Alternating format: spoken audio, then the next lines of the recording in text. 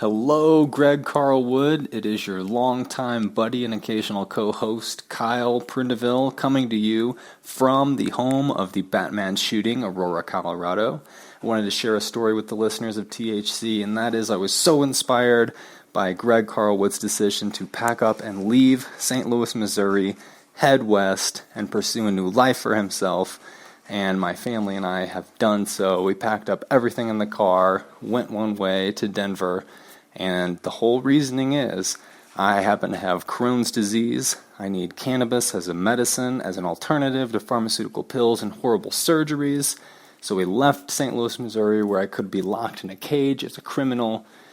So follow me on Twitter at KYLEPRINDIVILLE and look for our crowdfunding campaign that's going to document in a video series our story and our journey out here. Peace.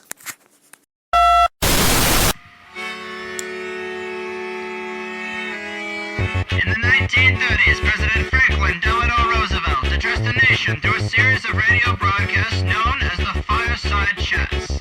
His aim was to reassure the common man that our society would recover from its troubled times. But we're far from 1930, and I deal with a different kind of fire. For a new era of worldly frustration, we offer a fresh conversation.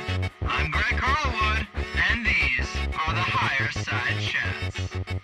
Holy hell, Higher Side Chatters. Today we are getting weird. Drinking a little drink and smoking a little smoke from sunny San Diego. I'm Greg Carlwood, and we're going for a piece of the conspiracy aggro crag today with a few of my favorite topics. Occult aspects of modern science, the possibility of some non-human entities steering the elite's agenda, and the idea of a hidden electromagnetic field of science that has been quarantined away from anyone with a mainstream scientific education, yet carefully passed down through the ages of secret societies and shadowy priesthoods. And then, of course, Saturn and its possible connections to all these things. I mean, what more could you want in a THC? I definitely have a lot of respect for today's guest, Anthony Patch. He's done a hell of a lot of research and was so kind to send me all of his books and several other pieces of material to go over. Made my job a lot easier, and I tried to hold my own, but good God, is a lot of this over my stupid stoner head. Although I love a guest that has a lot of great facts and is very knowledgeable about something, but will also dive deep into the world of speculation, into what some of this stuff might mean, in areas where we might never get the confirmation we would want to have. And we definitely hit that sweet spot today, so why make you wait any longer? Cern, Saturn, strangelets, plane crashes, Tesla, the electric universe, and more with your friend and mine, Anthony Patch.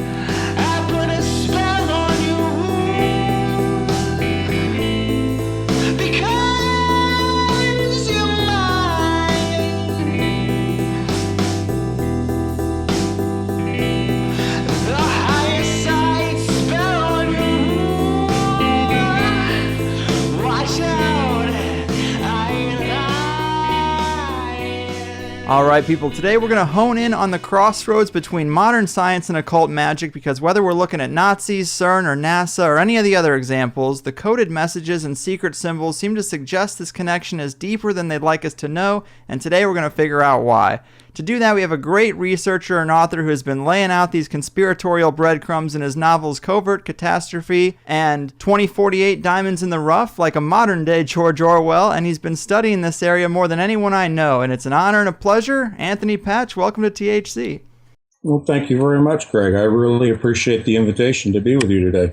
Yeah, this is really going to be awesome. I'm pumped for this one because you've been connecting some of my favorite conspiracy themes in a way that I think makes a lot of sense, most of which is centered around CERN, which is probably the best place to start. I'm sure most people listening have a layman's understanding of CERN and the Large Hadron Collider, but give us some of the introductory information that you think is important for people to know going into this. Yeah, very quickly, I think people need to understand that this is the largest, most expensive machine that has ever been created by man, according to our present recorded history. Now, there may have been something, back in what is often referred to as the Golden Age that was different, but essentially it lies 300 feet under the ground in Switzerland. And this is a device that was, actually, they broke ground in 1954. And so it's been underway for about 60 years. 1998 is when they really started the public experiments that people have been following. And up until this point, They really haven't accomplished a whole lot, in my opinion, for all that money. So there's your start. Right, and it's pretty interesting. I mean, there are some strange things about it. Like you said, it is the most powerful, largest machine that we know of that's ever been built. I mean, that is something to take note of. Apparently, inside the tunnel where they're doing this particle acceleration and collision, it's actually colder than outer space in there, and that's pretty crazy. Yeah, it is, specifically within what they call the main ring. The main ring is the particle accelerator that gets all of the notoriety in the press, and it's 27 kilometers in diameter, and again, 300 feet below the surface of the Earth, and it spans across two borders, Switzerland and France. And the area that is the coldest is within the ring itself. Picture it as a hollow tube. They refer to it at Cern as the pipe. And within that area, they have magnets that are superconducting. And in order for them to be superconducting, they need to be cold, cryogenically cold with helium, down to almost absolute zero. And in fact, it is colder than outer space within the tubes of the main ring itself. In the tunnels are cold, of course, by merely their association with the pipe, but it's the pipe itself, the tube, the main ring, that is cryogenically cold. And another big part of this puzzle to kind of understand what they're trying to do or what they talk about doing, which I guess are kind of two different things, is understanding the Higgs field. Can you kind of explain to us what the Higgs field is and how they're messing with it? Yeah, the Higgs field, and again, I'll present everything in a paraphrased form, and I'm really trying to make it as simple and clear-cut for everyone, because this is pretty much arcane theoretical physics. And the Higgs field is a theoretical model of what is typically referred to as dark matter and dark energy. So if you picture everything in the universe that we can see and touch and measure as being matter, that's about 4% of the known universe. The remainder is comprised of what they theoretically called dark energy and dark matter. The Higgs field, if we go along the lines of that theory, is really much like a matrix. And again, we hear that name used a lot because of the movie, etc. But it is really a fabric or a weaving or a matrix of what are known as weakly interacting massive particles, or WIMPs. And these are weakly interacting at the nuclear level, at the quantum level. Their interaction as far as nuclear force, their bonding force, is very weak. And therefore the Higgs field is, again, theoretically, capable of being opened or torn apart, much like a fabric is torn or the veil is parted. Do these WIMPs have any connection to the strangelets we hear about? They do, in the sense that they're quantum particles. Again, quantum particles are smaller than atoms. They are actually the building blocks that make up an atom. And when you're talking about colliding particles and shattering them and particles spinning off, you're talking about quantum particles that are spinning off from the larger atoms or protons specifically that are being collided. And when we talk about strangelets, we talk about quantum particles and the hadron collider itself. We're talking about bosons, Higgs boson. The boson falls into a family or a category of bosons, one of which is the Higgs boson, and therefore the Higgs field. And then strangelets are in there with it. Strangelets are a combination of two quantum particles. One is a quark and one is a gluon. And these bind together to form what are known as strangelets. And I'll try to keep my answers short, so when I stop, that's just an indication to you that I'm not going to run off at the mouth here. Right on. And these strangelets are concerning, though, to a lot of people, especially in the conspiracy circles. They have some qualities that seem like they could be pretty epic and pretty dangerous to be messing with, right? They are. When we talk about quantum particles, again, we are speaking of theoretical behaviors and theoretical possibilities. So what I'm quoting to you comes from the scientific journals. Right. I take all of my information from their sources. And again, their source you have to define as being theoretical in most cases. So the characteristics of strangelets. Number one, it is considered to be the most powerful explosive force in the known universe. And I'll explain that in just a moment. The other characteristic is that I call them the cousin of the black hole. They're the cousin to black holes because they exhibit much the same types of characteristics as black holes. Most people, when they think of a black hole, they think of it sucking in all matter, including light. The quark gluon condensate, or strangelet, also attracts matter. It does not attract light, but it does attract matter, other atoms to it. A strangelet also has the third characteristic akin to a black hole in that it is so heavy and so dense that it will penetrate out of the ALICE detector at the Large Hadron Collider where they're produced, through the floor, through the Earth, and come to rest at the center of the Earth. And there they can begin to attract other matter, other atoms to themselves. So those are the three quick overview characteristics. So, yeah, I mean, this is definitely something to pay attention to, theoretical as it might be. These experiments, the things we're talking about, you really only have to mess up once, and the whole Earth could collapse on itself in a worst-case scenario. The universe could unfold. A Big Bang could be created, in Switzerland, which is probably not the best place for a Big Bang to occur. Yeah, I mean, this is some serious, crazy power we're talking about. Yes, indeed. And oftentimes people get hung up on hearing about things like, well, when the collisions occur, there are tera-electron volts, 13 TeV being produced, and that we have these huge magnetic forces that are involved. And we can get into discussing all of those to define them, but this machine is extremely powerful. And I don't really want people to get dissuaded or led off on another path of listening to the scientists who are saying things like, oh, we've got it all under control. And yet at the same time, out the other side of their mouth, admit that there are two things that they're trying to achieve. One, create microscopic black holes. And number two, interdimensional portals. And that's all out in the public venue.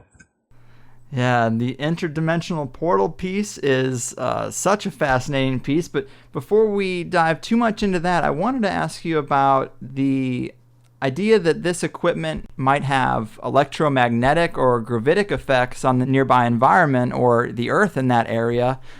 This is something I've heard you talk about a little bit recently. It ties into potentially current events. Is this something that should be a concern? Well, I think it should be.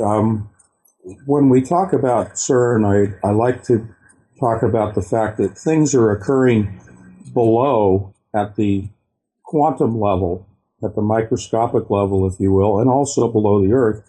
But there are things that are occurring above ground and outside the Earth itself. So specific to the magnets do have a gravimetric effect upon the Earth itself. We'll just talk about the mantle and the Earth's crust. But it also has a direct effect upon our magnetosphere, or as I often like to call it, our shields that protect us from gamma rays and X-rays coming in from the cosmos. So there is a distortion that is readily visible on the satellites that monitor and the computer modeling that monitor our magnetosphere and our magnetopause. And those shields are being affected. They're being changed. The shape, the morphology of those shields are being changed. Every time we see the powering up of the superconducting, cryogenically cold magnets residing 300 feet below the Earth. So, yeah, it seems like CERN could definitely, what they're doing there could definitely be having an effect on the Earth. Do you think it has any connection to the recent Germanwings crash, perhaps? I've heard you talk about this a little bit. Yeah, I've really couched my statements regarding that because it moves into the realm of legal issues as to what I say, and I don't want to delve into that. But I do think that there's a theory. There's a theory that gravimetric waves could have an effect upon the avionics, the control systems and instruments of aircraft. But the reason that I don't think that this is the case with the Germanwings Airbus 320 that went down is because it was the only aircraft that went down. There were many other aircraft, including other Airbus 320s that were in the area and none of them were affected by a widespread gravimetric wave that passed through the Alps. And therefore, I think that there is that effect upon the Earth that is being spawned by the magnets at Cern, but I don't believe that that's connected to this aircraft going down. Yeah, a lot of researchers are looking at this aircraft, and they seem to think that the wreckage is more consistent with something that is scattered about, came apart in the air, and littered the area rather than wreckage from an impact. Mm-hmm. I think it's fascinating. I guess I've heard you mention that one possibility is something that other researchers talk about is directed energy weapons. Right. Now, again, I'm speaking hypothetically. I'm not accusing anyone. I'm certainly not accusing anyone with the Large Hadron Collider. There is the theory that a directed energy weapon in the form of a more specifically defined kinetic energy weapon may have been used to disintegrate this aircraft because the wreckage is in such small particles and the bodies have been so basically pulverized beyond what you normally see in an aircraft impact with the Earth, that it appears to me that there was an outside force that was used. People talk about directed energy weapons, and really what oftentimes they're talking about or referring to are lasers. What I'm referring to are actual accelerated particles, perhaps protons, perhaps other subatomic particles, that are accelerated in a particle accelerator and then used to direct those particles towards a target in which the impact is destroyed, the target is destroyed, simply based upon the mass and the speed of the particles themselves without any explosive being used. And this is common. This is out there. This is not science fiction. Yeah, and I guess one thing that backs this up is there was a witness who said they heard explosions that took like 8 seconds apiece, which might back up the idea that it was some exotic weapon like this.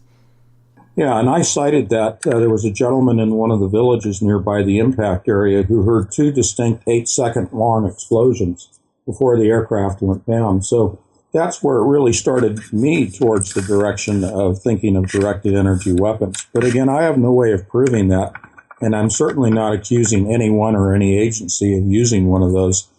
It just, from a physics standpoint, appears that that's what caused the destruction of the aircraft. Mm-hmm. Yeah, and I don't want to spend too much time on this, and it is, of course, speculation, but have you gone down the rabbit hole enough to come up with a potential motivation for taking out this particular aircraft? Was there anyone on board that's of note?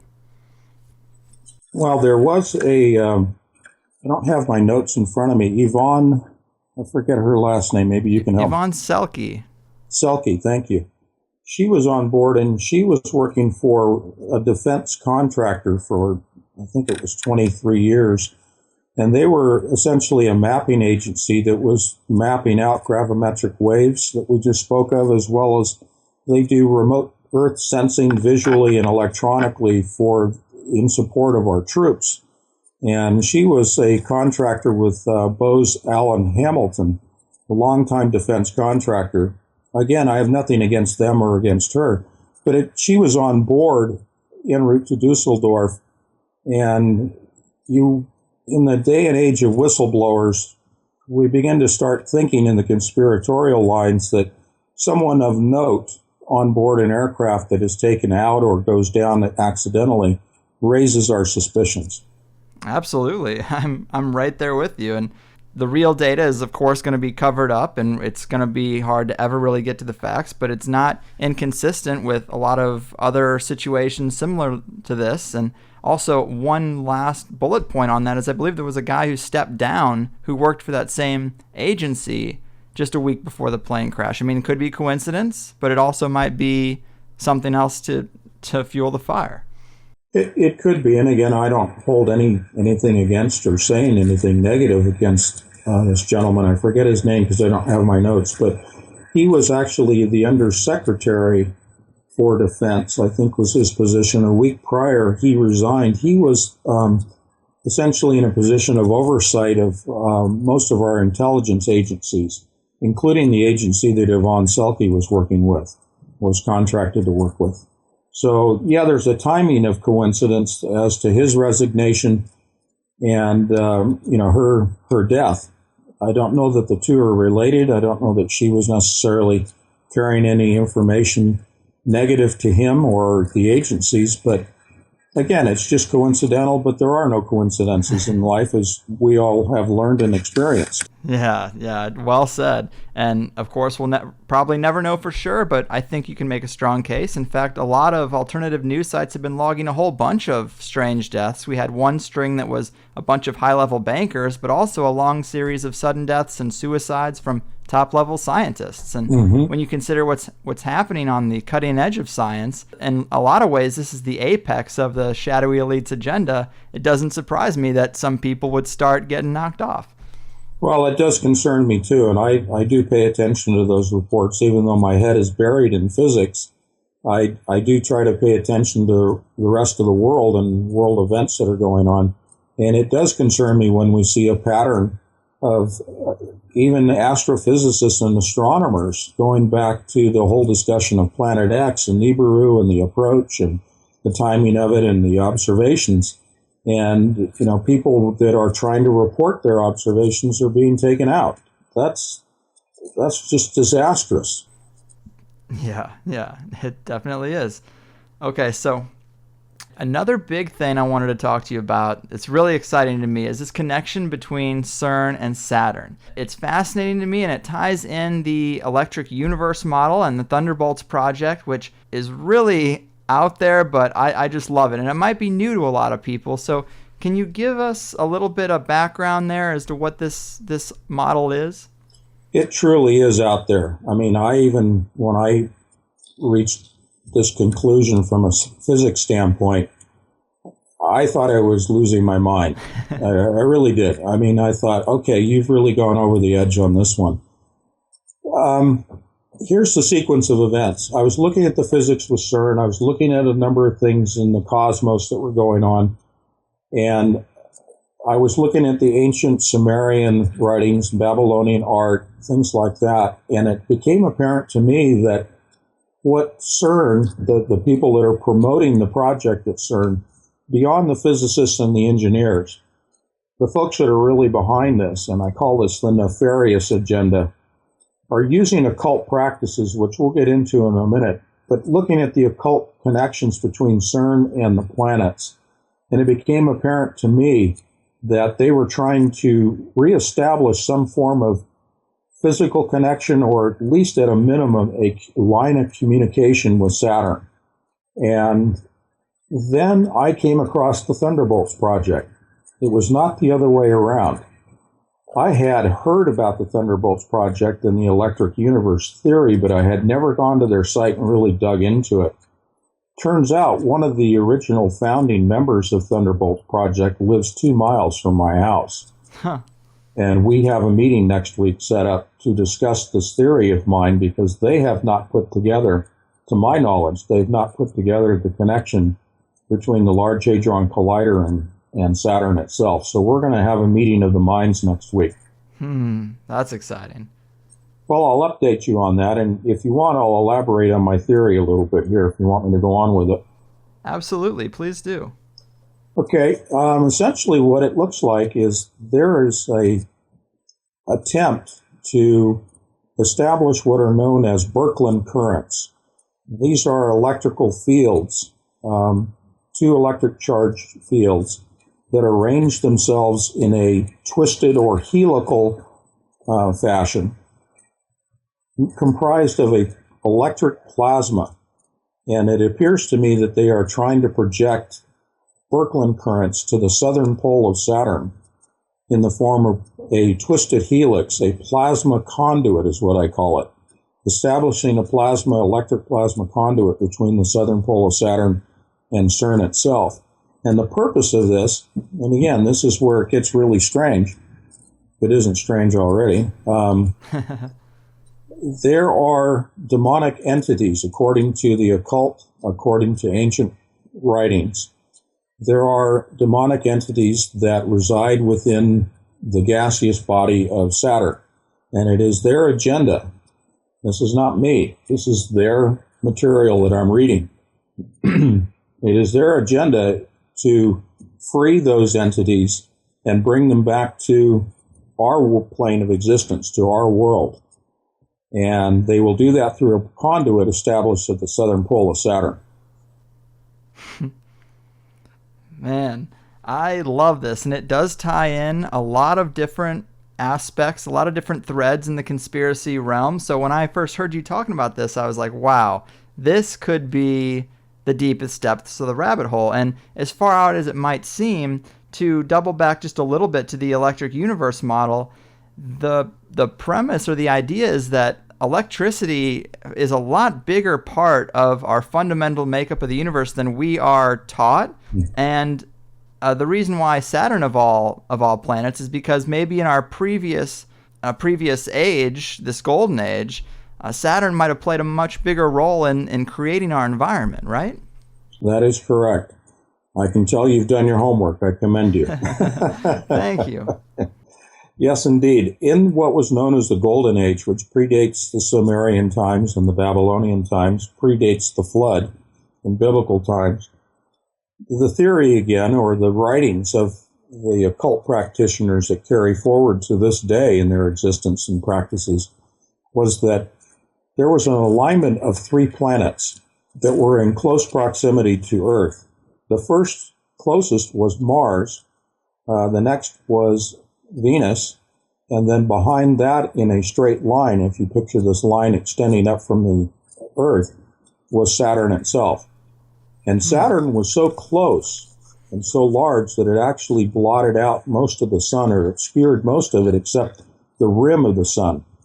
And therefore, you have ancient carvings that depict this alignment and close proximity of the 3 planets to Earth, and thus establishing an electrical plasma connection between those 3 aligned planets and the surface of the Earth itself, and thereby creating a lot of the images that we see in stone carvings and paintings and whatnot that depict what are really, according to Thunderbolt's project, not necessarily gods or entities that are alive, but actually plasma configurations, the radiating of plasma fields, the shapes and the morphologies of different plasma energies that are seen, in particular the plasma conduit that is connecting those 3 planets with the Earth, including Saturn.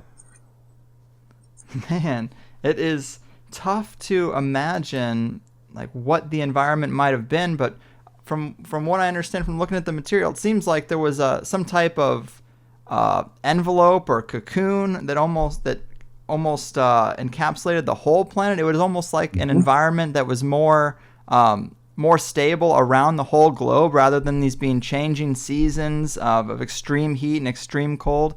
Is that accurate? Yes, it is. Because you have essentially the relationship of Saturn to the Earth such that you are blocking most of the energy from the sun. And the time of day is presented as crescent shapes of the sun, rather than crescent shapes of the phases of the moon. Picture the crescent shapes of the sun as it peaks around at different quadrants of the clock around Saturn.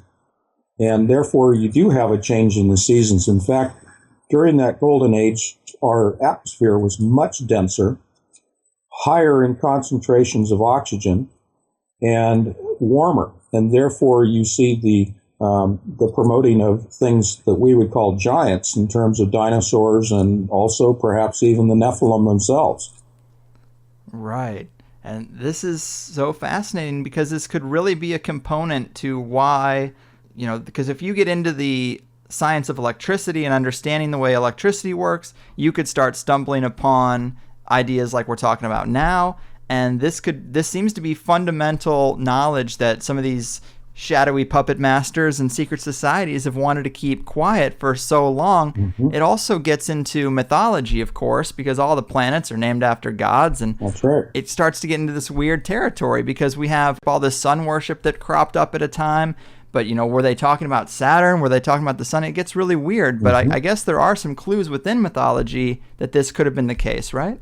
Absolutely there are. And I think if we put on a different pair of glasses, so to speak, and we begin to look at the universe through electric glasses rather than the gravimetric glasses that we have been taught, that is based upon Einstein's theory of the universe. All of our mathematics, all of our modeling of the universe, and all of our modeling of physics and how things at the quantum level behave are based upon a gravity model. However, if you flip that over and use a different set of glasses and look at it as far as the effects of electricity, the movement of electrons, and the movement of accelerated particles, the world and the universe looks entirely different than what we accept as the truth today, when in fact Einstein and Tesla in their later years said openly in the public and were ignored, saying, we're wrong. It's not gravity, it's electricity. Right. And that's, again, an interesting component, because when you look through history of things that have been covered up, one of the greatest scientists who focused on electricity, Tesla, he's been one of the most buried scientists, one of the most suppressed guys out there. Also, the UFO field and the technology for crafts seems to be in this electromagnetic realm. The Nazi bell apparently was going into this realm. Mm-hmm. And so when you look at all the major themes of things that have been buried, it seems to be this knowledge of electricity in our universe. We channel it into these wires and put it in everybody's homes, and we consider that to be all electricity is, but clearly our environment is very highly charged and electrical. We have lightning, it's out there. Yeah, and if you go to I always think of as above, so below. Go back out to the cosmos. All of the planets communicate with each other through electricity.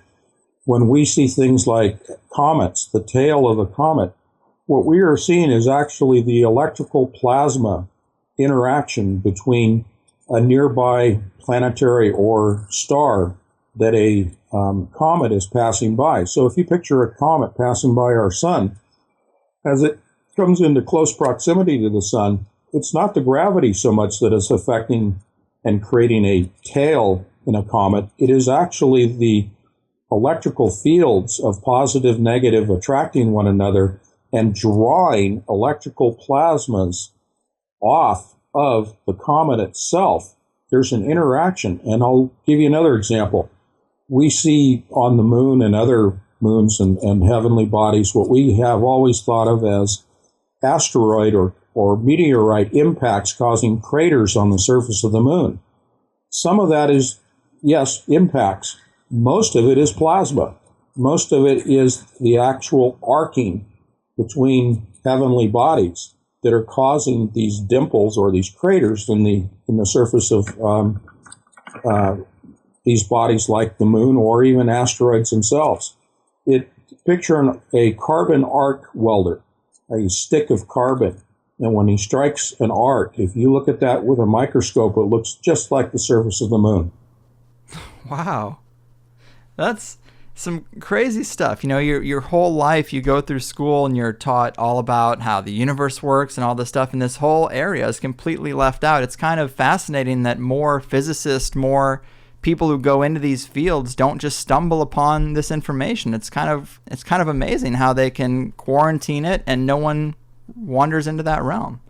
And yet, if you look at the occult, if you look at the ancient practitioners of spiritual energies and electric energy, they were using it in the ancient times.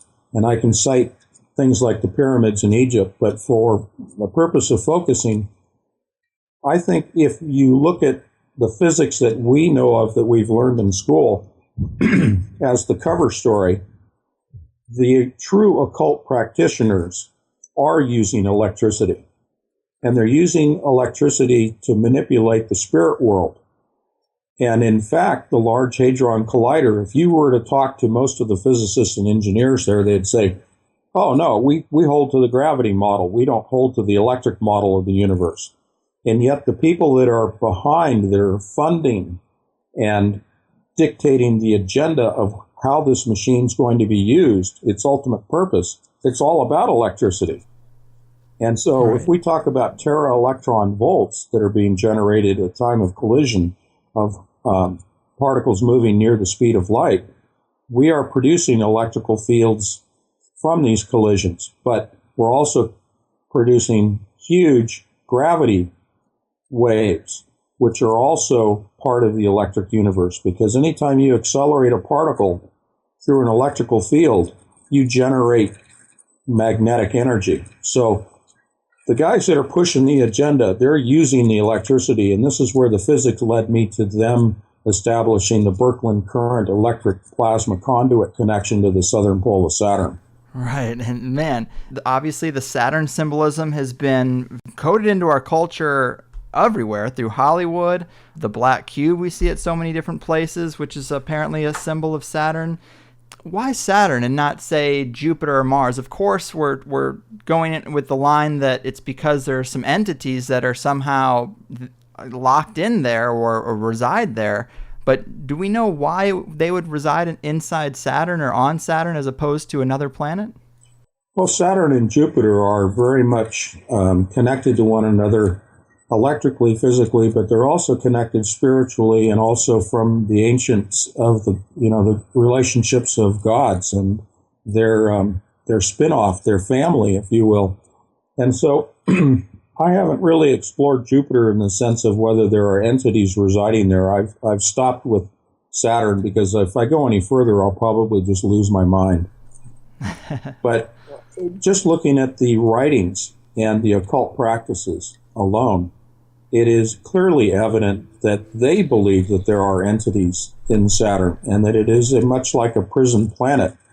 And so I can't really speak to the other planets except to say that they are part of the same family. There are, husbands and wives and cousins and children and all of that in the ancient mythologies connected with the planets. But there is, from a biblical standpoint, the idea that Saturn is Elysium. There was a movie that came out with Jodie Foster, somewhat akin to that. But Elysium, spelled with an E, is Saturn. And in that description of Saturn, it is a prison planet, as well as the bottomless pit, the Earth, having its own share of demonic entities, hell, for example, residing within the Earth itself. It appears to me that there's going to be a joining of forces, that the forces that are trapped in Saturn will be brought to join up with the forces that are in the bottomless pit. And I'm sure you've heard of Cern and the LHC referred to as the key to the bottomless pit. And in Revelation, they talk about opening the bottomless pit and the scorpions and other entities coming up out of the bottomless pit. Yeah, it gets into some creepy territory for sure. And something I was just considering, in ancient times, of course, whether we're talking about the Bible, the Nag Hammadi texts, any mythology, it seems like they're talking about many gods, many beings. It seems like communication with entities was a much more regular thing. You read the Bible and miracles are happening, angels are appearing. There seems to be a lot more paranormal activity just in general. And then you come, you're in 2015 with a boring 9-to-5 reality and nothing weird ever seems to happen in your little bubble of control. And I'm curious, I wonder if the reason why this contact was so much more prevalent, or seemed to be, is because of our actual closer proximity to Saturn. Mm-hmm. Absolutely. I'm totally convinced of it. Wow. Man, so can you talk to us a little bit more about Saturn's poles? Because I think there's some things about the poles and their connection to Cern that are pretty fascinating. No, that's a great question. Many of your audience may have seen the video and the images, the GIFs of the northern pole of Saturn.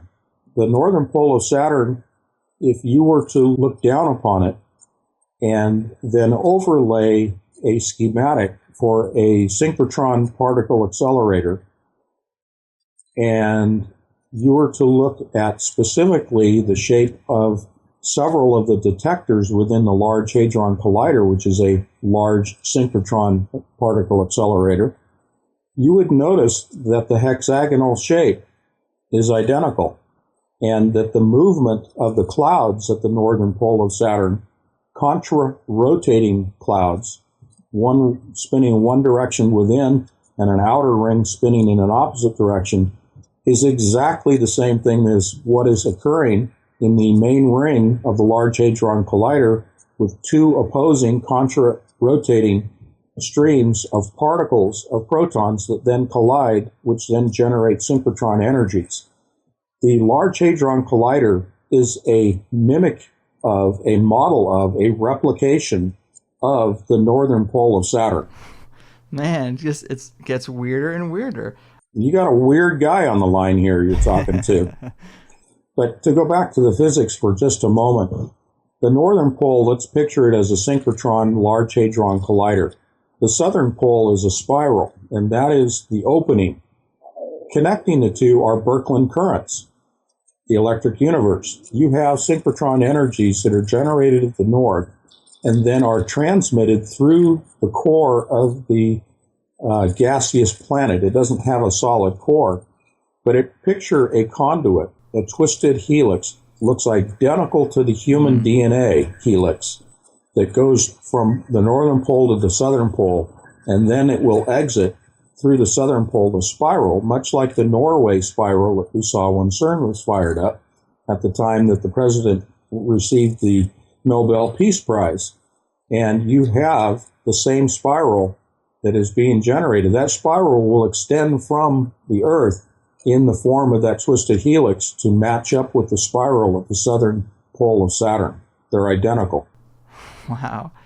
Man, so when you're looking at Saturn, of course, one of the other big features of it are the rings. Are the rings, do they come into this at all?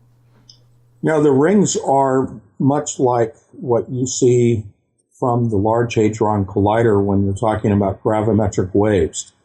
What you're seeing of the rings is really nothing more than a physical manifestation of the electrical or the synchrotron energies that are given off by the northern pole of Saturn.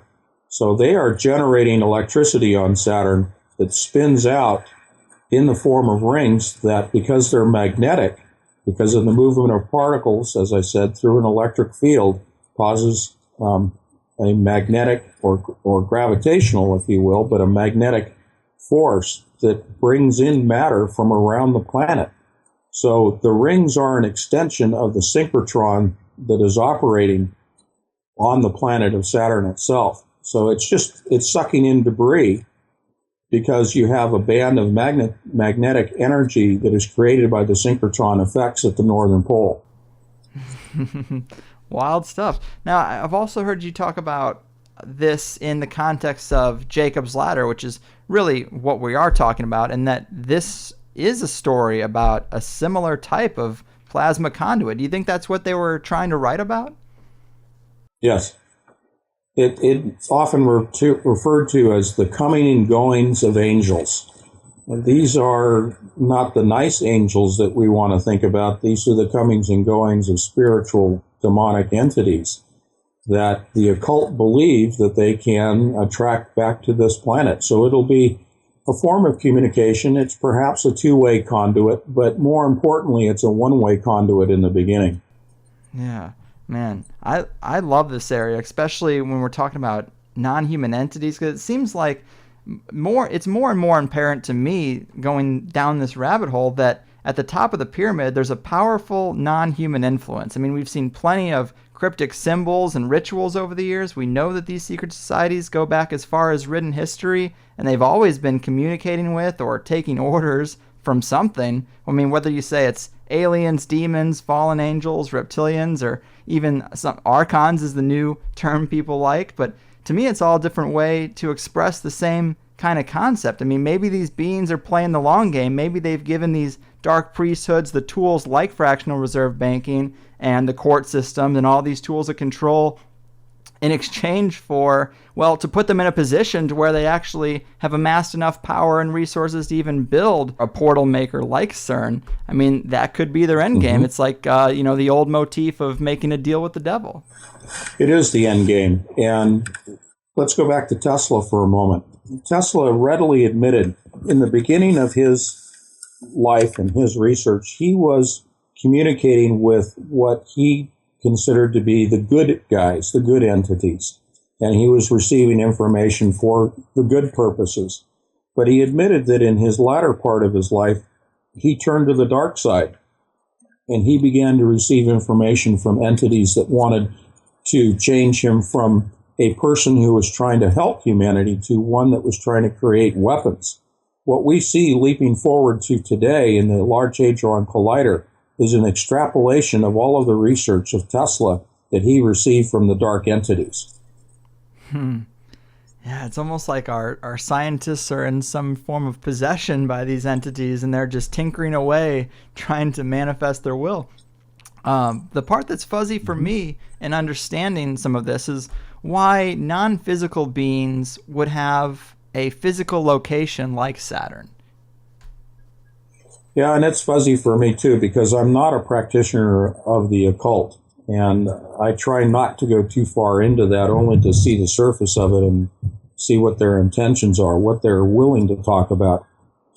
Because I'm right there with you. It's pretty fuzzy. Why would they be imprisoned there in the first place and not just on Earth, the Earth itself? And perhaps there are people in the audience that can send you information about that, because I haven't, and I choose not to go much deeper into the occult because of that. So I can't give you a ready answer. I can only say I've made some connections in physics. I've looked at some of the ancient, practices, and I've looked at the theory of the electric universe, and it makes sense to me.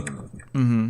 Oh, me too. And maybe we can detail a couple of those occult connections you've seen in terms of CERN. Of course, a lot of people have been talking about the strange dance ritual they did. A lot of people talk about the Shiva statue.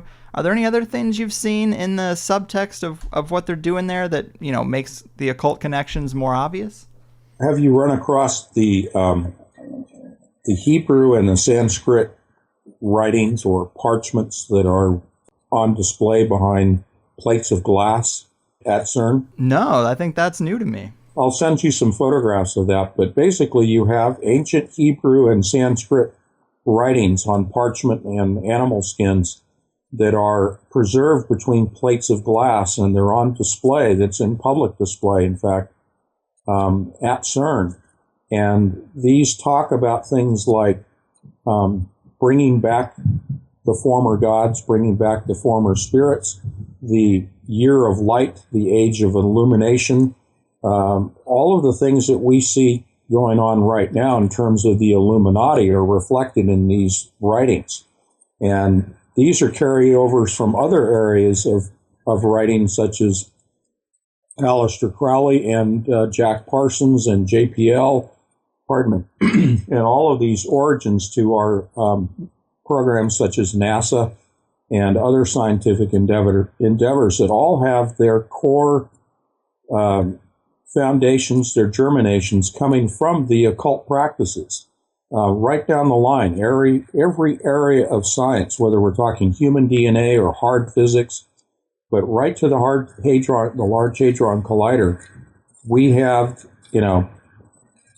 occult practices throughout and symbolism throughout. If you look at the shape of the detectors from the end on, when they have a detector that's open, you see photographs of the Large Hadron Collider. They're usually showing you the detectors.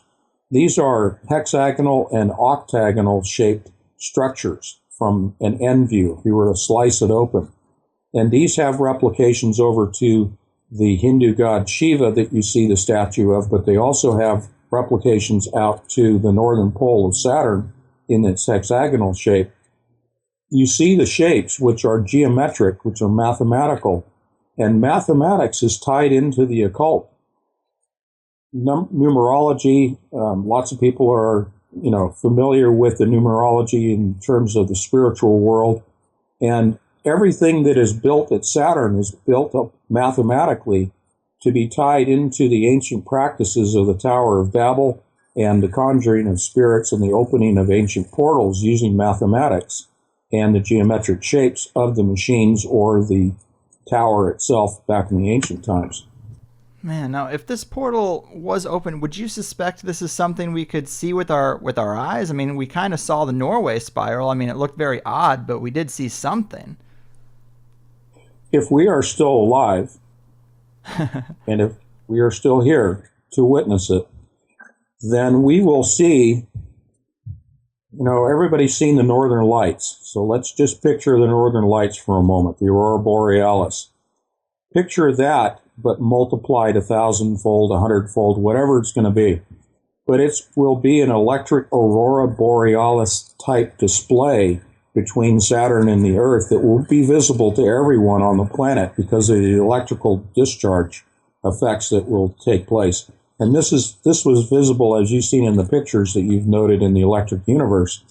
The same visible plasma conduit that existed in the Golden Age was visible to ancient man, will likewise be visible to us here on Earth in the modern times. Wow, that would be crazy to see. Now, when we look at ancient structures like the pyramids, we notice certain alignments to celestial bodies, and Cern might not need to be aligned in a similar way, but is there anything about its position or maybe the times that it's at peak performance that coincide with our position in the solar system, or really anything that can help us make this a stronger case that there is a Saturn connection? That's fascinating you bring that up because Tuesday I had a conversation with my good friends at End Times Matrix News, Chris and Tim. Chris is extremely knowledgeable in the ancients. Unbelievable how she keeps the family trees all in order. But I really encourage people to go to End Times Matrix News and go to the YouTube channel, go to my website. The same conversations are on my website. We have spent hours and hours and hours talking about all this stuff. And I'm not trying to take your audience away from you, Greg. No. I'm just saying that there's another resource for people. The ancients, Egypt, if we are talking about planetary alignments, Tuesday in our conversation, at the very end, we opened up a new rabbit hole. And we are presently researching this rabbit hole that has to do with the alignments of the Large Hadron Collider, the pyramids in Egypt, to be specific to pyramids, and also UC Berkeley, the Bay Area specifically. And I'll get into that in a moment. The alignment that we're looking at, if you were to look at a graphical representation of the Large Hadron Collider, looking down on it from above and looking at the main ring, you will see the four main detectors that are positioned around the ring. And what we are looking at is September 13th through the 23rd, 24th, 25th. September 13th as a starting point for a possible alignment of one of the detectors. We think it's going to be Alice, the Alice detector, being in alignment with the North Star, Polaris, which is in Ursa Major, the Big Dipper. And this is all in my first book, Covert Catastrophe, but I'm going to give you the thumbnail sketch. Mm-hmm. But I'll stop for a moment if you want to interject, and then I'll pursue that a little further. Well, that timing is really interesting because it does coincide with, I believe, a time that they're going to be trying to ramp up the experiment. We talked about TEVs and how strong the signal can be, and apparently they're trying to reach a new peak right in that late September, mid-September window, right? Absolutely. What they're doing in late May, early June, they will begin collisions and they will achieve 13 tera electron volts, TeV. That's using protons to collide with one another. In September, they will switch to ions of lead, much heavier and denser than protons. And with those collision of heavier particles in September, early September, they will be achieving 14 plus tera electron volts. 14 is what the niobium titanium superconducting magnets are capable of controlling. They cannot produce any power higher than 14 TeV. They have to switch over to niobium 10, and there will be a 3-year shutdown that will, entail that. But not to digress too far. Yes, 14 TeV, early September, they will be continuing the same power level through until almost Christmas, colliding particles of lead. And that does coincide with a number of things that I call coalescing of events. There's a coalescing of a lot of things happening in early September and all the way through September, spiritually, religiously, physics-wise, cosmology-wise. The timing is pointing to September. And the issue with the alignments that you started with is that I believe we will see the Alice detector where strangelets are produced coinciding and pointing to, in a triangulated fashion, to the northern star in Ursa Major, drawing out a triangle from the North Star to the Giza Pyramid, and then over across the baseline to UC Berkeley, and back out through from UC Berkeley, where they have a synchrotron particle accelerator, back through the Golden Gate Bridge in alignment with Ursa Major in September, possibly the 13th of September. Man, that is interesting. So are there any other aspects to the Berkeley connection outside of the alignment that make it a player in this little conspiracy? There are multitudes, and that's where I started my books, because I went to UC Berkeley. I grew up in the Bay Area. I'm in the middle of, I was, when I was growing up and going through college, in the middle of Lawrence Livermore Laboratory, the Human Genome Project in Walnut Creek, next door to the city of Lafayette, where I grew up, which is next door to Berkeley, where I went to school. And Berkeley is loaded, and the whole Bay Area is loaded with occult symbology. Let me give you one direct connection between Berkeley and the Large Hadron Collider, and that is the ESNet5, the Energy Systems Network. That is Internet 2. There are 160 laboratories around the world that are connected to Cern by way of this internet system, fiber optic, 100 100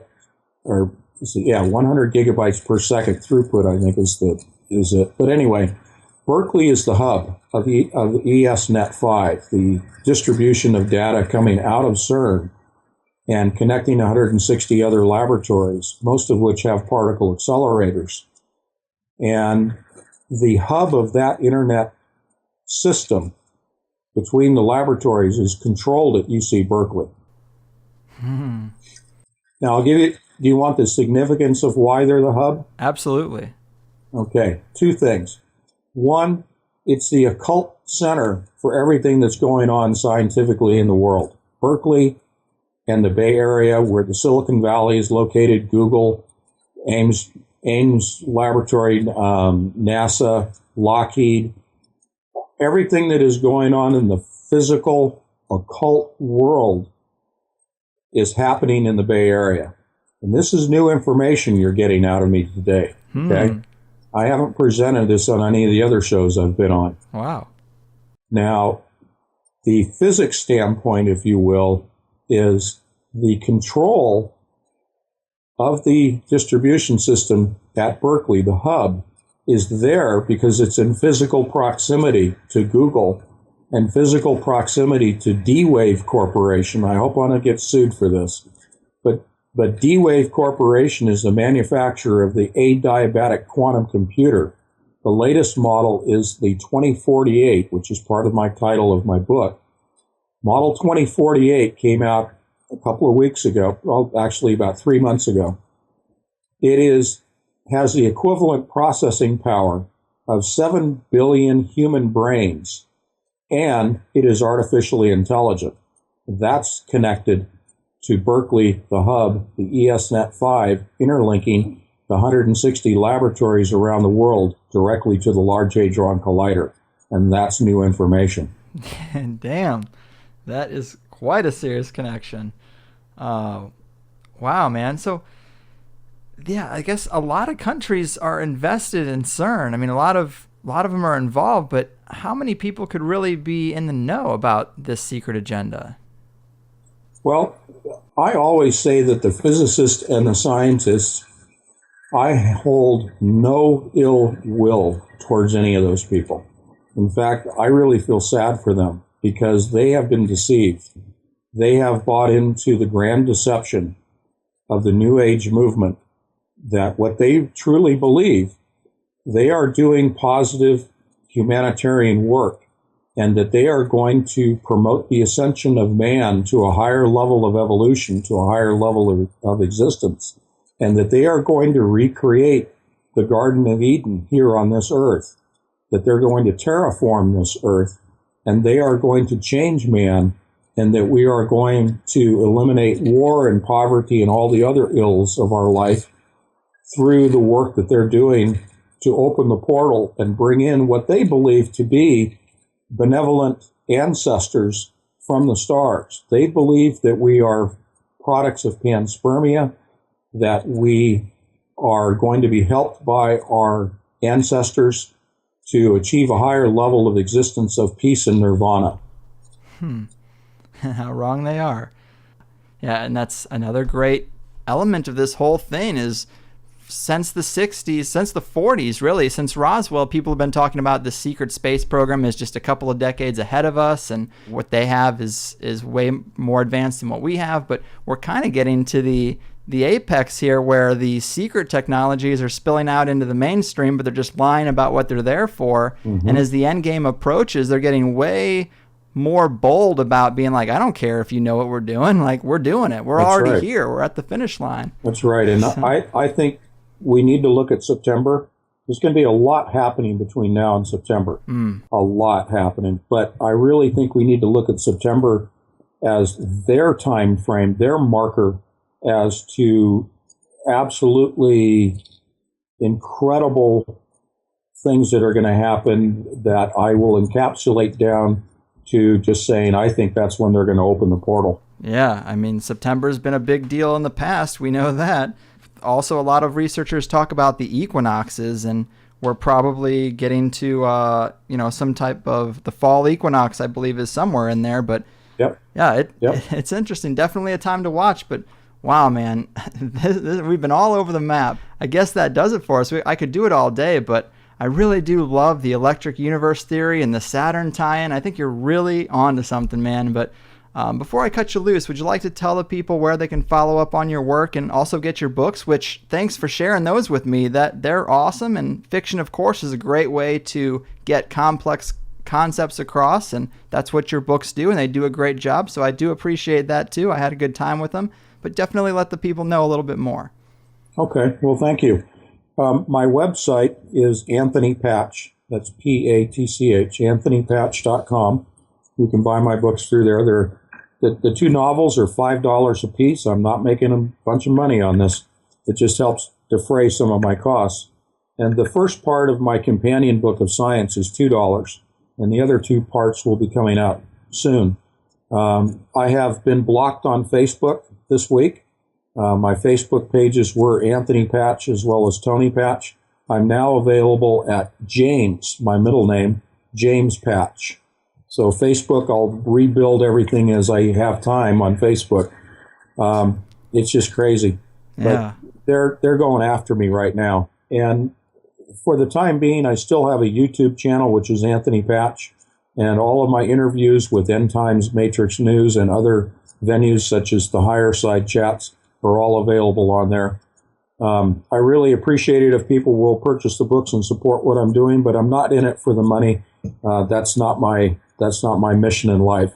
And the other part is the books themselves, because they are novels, I consider them to be a buffet of topics. Much of what we've touched on today, they were written with an audience in mind or a readership in mind that has not been exposed to the things that you and I are talking about today. And if it piques their interest, that they would then pursue down the rabbit holes of interest to them on their own. So they're not an in-depth study on these subjects. They are simply an introduction. And that's, I appreciate you bringing me on, Greg, and I'm happy to come on if you want me to come on again at a later time. I don't know how much longer I'll be doing this because it looks like they're trying to cut me off. Well, hopefully they won't, and I would love to do this again sometime, probably in early September. We'll see what's happened between now and then. I did just look up on my phone when the fall equinox is, and it is September 23rd, right in that window. So There it is. that's just another layer, another connection. But yeah, we will definitely have to talk around that time. But very cool, man. Well, thanks again for your time. My mind is thoroughly blown. Keep fighting the good fight, and hopefully we can do this again before that inevitable overrun of the Saturnian demon army. All right, my friend. Well, I want to say God bless to you, and I don't want anyone to walk away in fear. My mission in life is to encourage people to turn to God because that's the answer. Well, thanks again, man. I will let you go. Enjoy your day. Thank you. I appreciate that very much. God bless you. All right. There we have it, people. Damn, I thought that was great. I was so happy to get to talk about Saturn and the electric universe model again.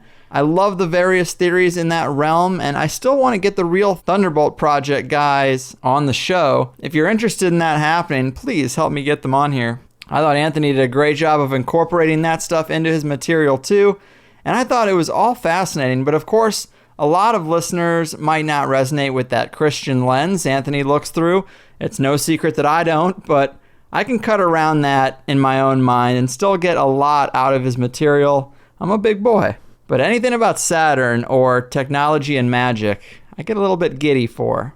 So of course, if you want to hear more, check out the Plus Show. What was in the Plus Show? Well, we talked about the channeling of complex multidimensional mathematics, programs that are creating synthetic DNA, the transhumanist part of the puzzle, third strand DNA, mandatory vaccinations, Google's role in the agenda, the LHC as a Nazi Bell 2.0, the time component, the 432 hertz tuning and the musical frequency component of this, storing data in synthetic diamonds, and I'm sure a whole bunch of other things that I forgot, but quite a good show. Crow level good, I would say. And of course, Crow also has a third piece out for THC. I'll be putting it up right after this episode. You can find that on either of the websites, the free or the plus. So far, I think they're really great and interesting. I think I'm going to have him on THC to talk about the first 5 articles when they come out, and then possibly again after the second 5 articles come out. I think most people would be happy to hear that. It's an audio show, so it's a little weird that I'm telling you to go and read stuff. And of course, the next episode will be the 5th of the month, so get any donations in for the Money Bomb. We will have a winner of about $300. I don't think I ever played the message from the last guy, but he did eventually get back to me and claim the bomb. But please, if you are donating, keep an eye on your email towards the end of the month. It's kind of the only way I can reach you, because I'm not going to be renting a minivan to show up on your doorstep with a dozen balloons and a giant check. But like I had mentioned, I do have a show I'm going to be putting out as extra rather than part of the regular roster, because I just didn't think it went as planned and maybe it was a weak point. But then I already did record the first show for May, and I am psyched about that one. So I think we've been on a pretty good stride lately, and I hope to keep that up. I've got some various conspiracy shows planned, a couple returning guests, and even though I don't really have anything on the books right now in terms of magic, I would love to swing back into doing a few on personal magic again. I haven't forgotten about the people that really like that stuff. Again, if you do sign up for Plus, we have a new forum there. I've read a lot of great threads already. I'm working on getting a couple moderators for it. Contact me if you have a history of that kind of thing and would like to help out. I will give you Plus for free as long as you help moderate those forums, which apparently won't be much longer than the fall equinox if Anthony's time frame ends up being accurate. And I do think it's interesting that so much of the transhumanist technology Anthony talks about seems to be the real embodiment of Ultron in the new Avengers movie. And if you saw Iron Man 3, where in the movie they had Ben Kingsley's character being an actor playing a fake terrorist fronting for a corporation, you would realize, these movies, huge blockbusters, owned now by Disney, produced by people in the big club. Maybe coincidence, maybe chosen because these are the flavor of the week kind of issues, maybe because transhumanism is a trend now, or maybe it's foreshadowing something down the road. Gotta watch that release date too, May 1st. Also, if you remember Carrie Cassidy's episode from a few weeks back, maybe a couple months back actually now, we got to watch this new Jurassic Park movie and see how the raptor aliens are portrayed.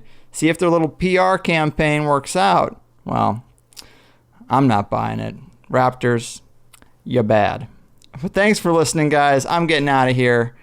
I'll see you real soon. Just a few days left in the month. Until then, I have done my part. Your move, technological 3-strand DNA husks for the satanic Saturn army of Ultron. Your frickin' move. It's like to be a rainmaker. I wonder what it's like to know that I made the rain.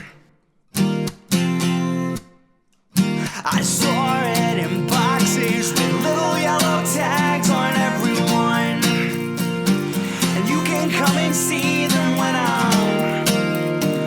done.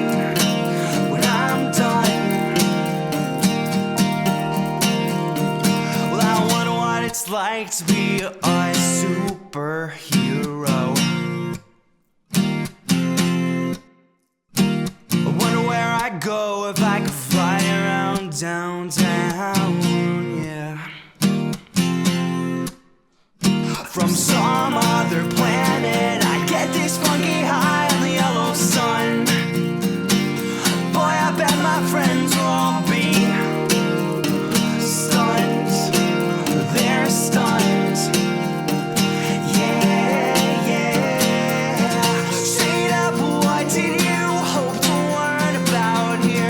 If I was someone else, would this song fall apart? Strange, where were you when we started this gig? I wish the whole damn world would listen to THC.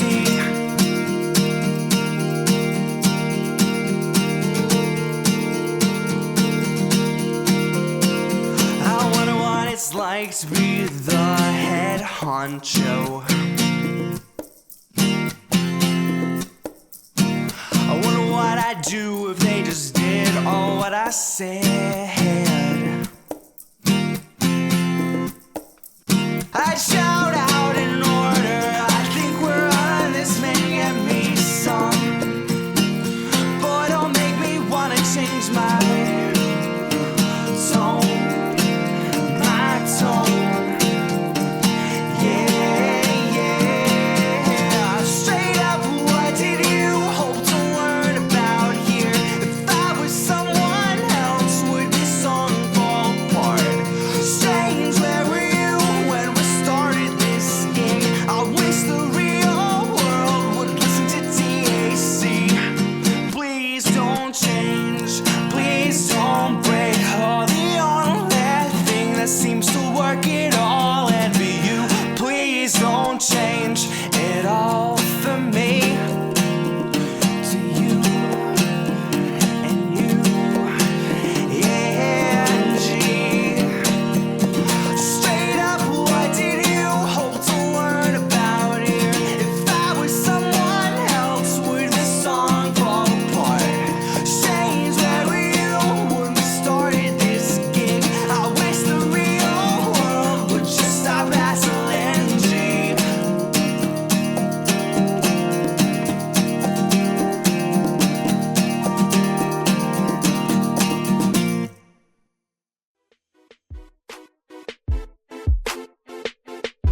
As you mop up the remnants of your melted mind, consider this. The high-quality, commercial-free show you just enjoyed is what we call THC-free. But you can spend twice as much time with Greg Carlwood and all his great guests by becoming a member of the Higher Side Chats Elite for just $5. And you'll get the 5 extended 2-hour episodes that come out each month.